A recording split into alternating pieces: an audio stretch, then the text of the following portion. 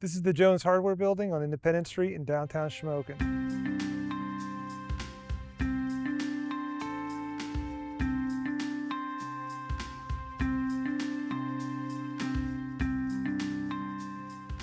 This building was built in 1901 by the Knights of Columbus.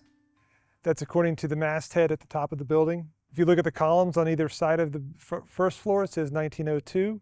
My joke is that that's when they started at the top floor and they worked their way down.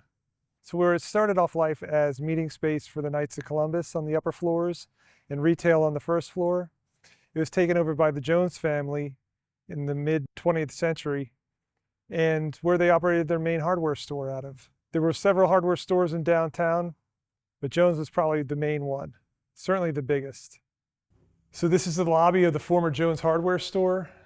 As you can see, there's still quite a bit of stuff to be removed and cleaned up. We're getting there, but this will be reserved for the lobby of the new hotel that we're proposing. We'll put a demising wall in between the two halves here and make it and open up the far side here for a retail space. About 2,000 square foot available for rent, lease. The building is proposed to wrap around the corner and follow behind Independence Street. Whether it's a new structure or we renovate this structure is undecided yet.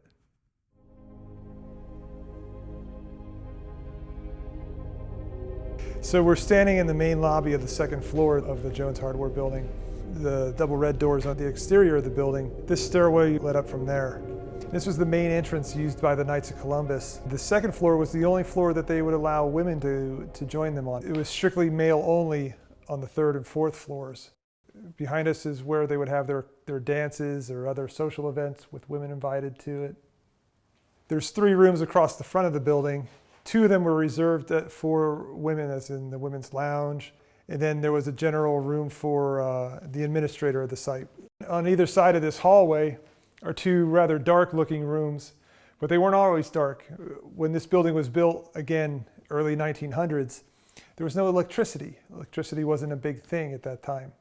So it was built with light wells. And these were skylights that ran up through the 4th floor, through the roof of the building, to allow sunlight and natural light to come down and filter in. Again, remember, they didn't have lamps, they didn't have electric lights. They needed to get some light down here into this space. And that was the way they did it, through a light well. So it was just a shaft located here that ran up to a skylight on the roof.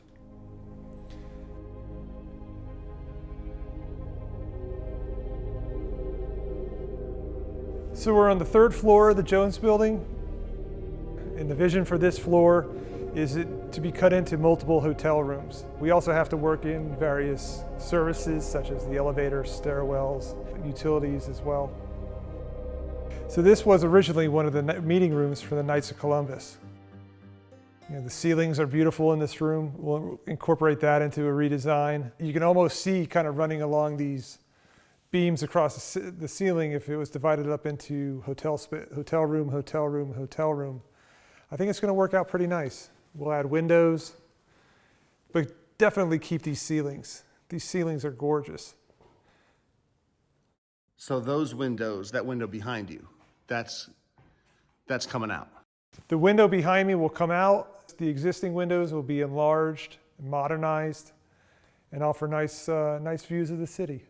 One of these corners still has, there's little remnants of the Knights seal. They had cloak rooms where we walked through.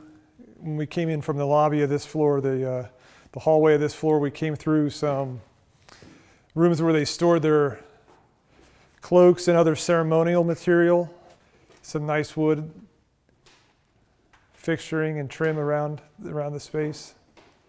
We're standing in the back of the Jones Hardware Building and on top of the site where Thomas Edison built his power plant in the city of Shamokin. Power plant was the first to start construction. However, another power plant over in Sunbury opened and came into operation first because it was a smaller plant.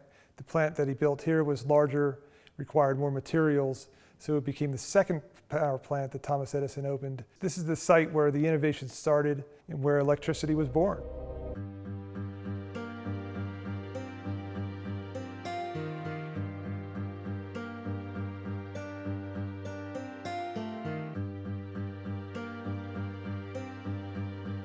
We're standing across the street from the Jones Hardware building in Illumination Station.